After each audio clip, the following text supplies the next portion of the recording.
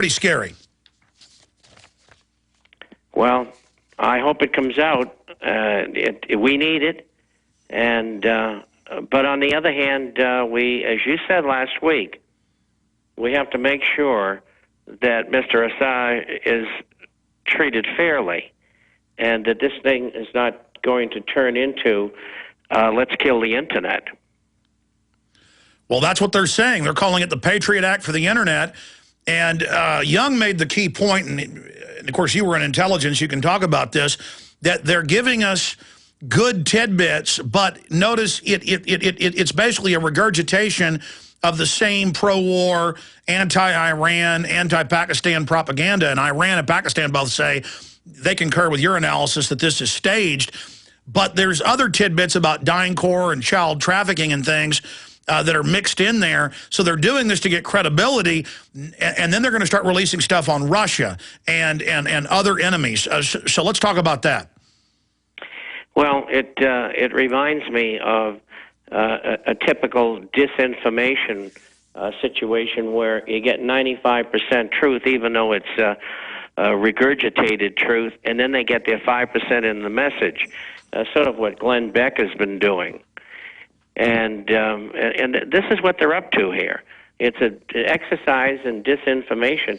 We could get some goodies out of it, but they'll deliberately put them in there, knowing that no harm will come from it eventually, and it'll make it seem like all of the information is bona fide.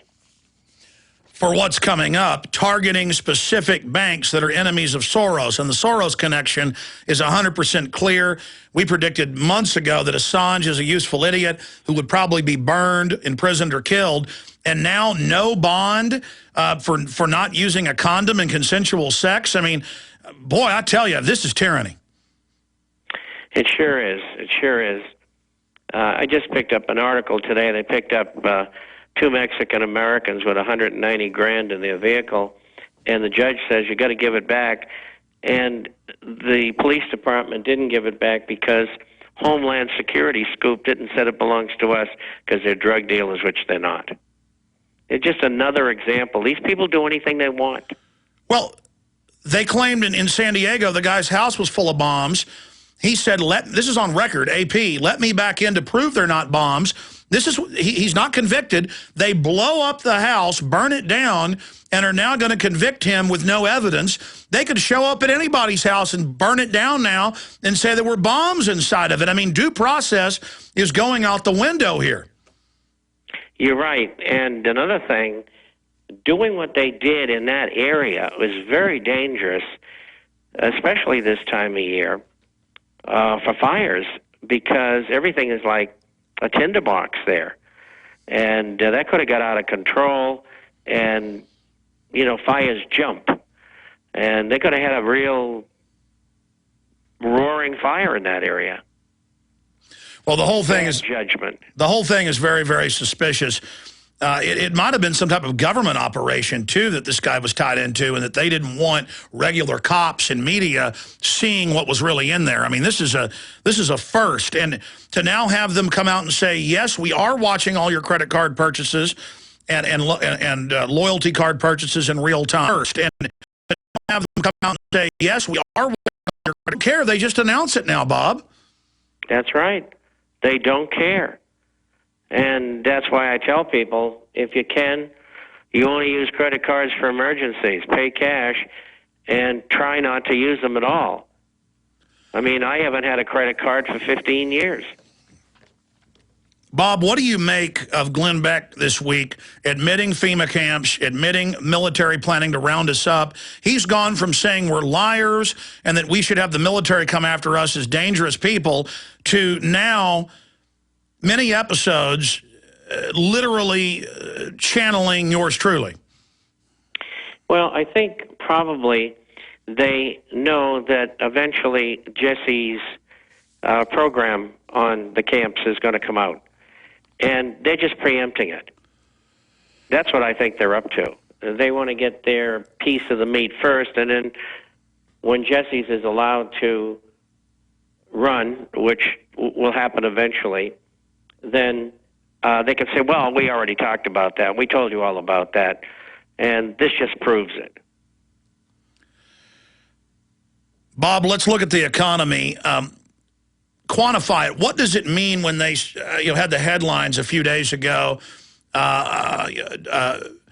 dealing with the record Treasury sell-off in the last 2 years? And then I saw separate articles talking about record numbers of investors and countries not buying Treasury offerings. What does that mean? It means that if others will not buy Treasuries, whether traded in the market or at auction, it means that the Federal Reserve has to buy them.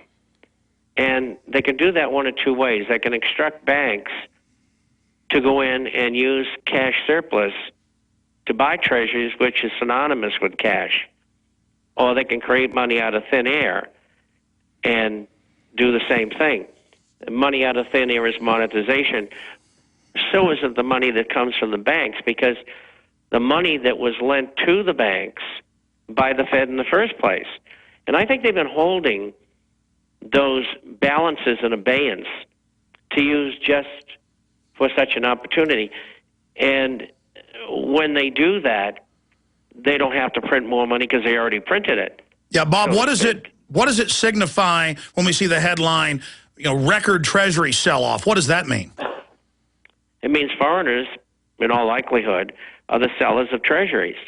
They can easily control the short end of the market, and that would be anything up to 2-year paper, 30 days, 90 days, 180 days, 1 year, 2 year.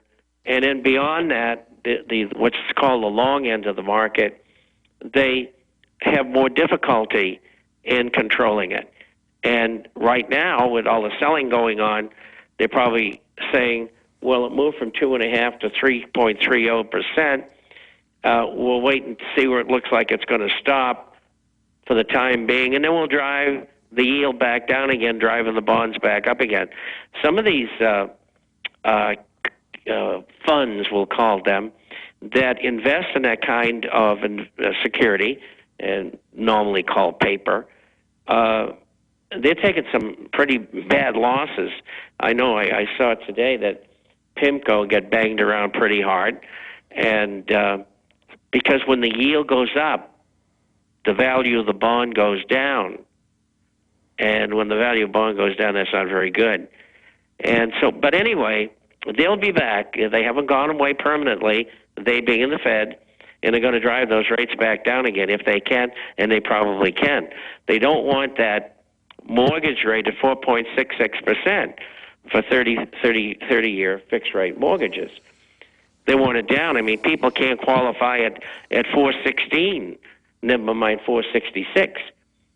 And if it goes any higher, the 10-year, and that's what the 30-year mortgage rate is based upon, if it goes higher, say another quarter of a point to 5%, it's going to leave an awful lot of possible buyers out of the market because they won't be able to qualify because of the higher price payments that they'll be into. Okay, overall politically, though, am I right in saying that this is rumblings mainly connected to China and Russia saying that in their trade between each other, they are now dumping the dollar? I mean, how big of a move was that 2 weeks ago or a week and a half ago when they made that announcement? It's giant. It's a very big move. In the 10-year and 30-year paper, which is the most common in the long end, but also what Russia and China announced. And you can't blame them. I mean, who would want to continue to have to take currency like the U.S. dollar, which continues to decline in value overall? Who would want to keep that when they have too much already? So they don't want to use it. They want to use their own currencies, which, to me, I would say, why didn't they do that a long time ago? And I'm sure the other BRIC nations will do the same thing. And they're trying to protect themselves. They're buying gold hand over fist. And the Russians, they make no bones about it. You know, we buy, the IMF sells, they buy. And, of course, I'm sure that the U.S. government's upset about it, but what are they supposed to do? Do you think this I mean, they created grassroots... this monster. Do you think this grassroots movement that started, I don't know, 4 or 5 months ago on the internet that Kaiser's been beating the drum on the last month, do you think that's having any effect on driving up silver past $30? Absolutely. And I think, we discussed this last week, and I think it was so simple that nobody thought about it except Max. And I think that was terrific. And yes, he's putting a lot of pressure on the physical end of the market. And they're not going to be able to hold it back. They're in there now, last few days, knocking silver and gold down. That's okay. Bob? We just buy some cheaper, and it's going to go back up again. Which it is. Because they don't have enough power to keep it down because they can't sell physical. They don't have any silver at all. Well, that's my next question. Yeah, in your 50 years of tracking this, I've just been watching it for 15 or so, but am I correct from your research in saying that I'm calling local coin shops. I'm talking to people around the country. Either they're sold out or there's huge premiums from their wholesalers, so they've got to charge a lot more to their customers. And the gap between what spot silver and gold is getting wider and wider between reality, what silver and gold are actually selling for in reality.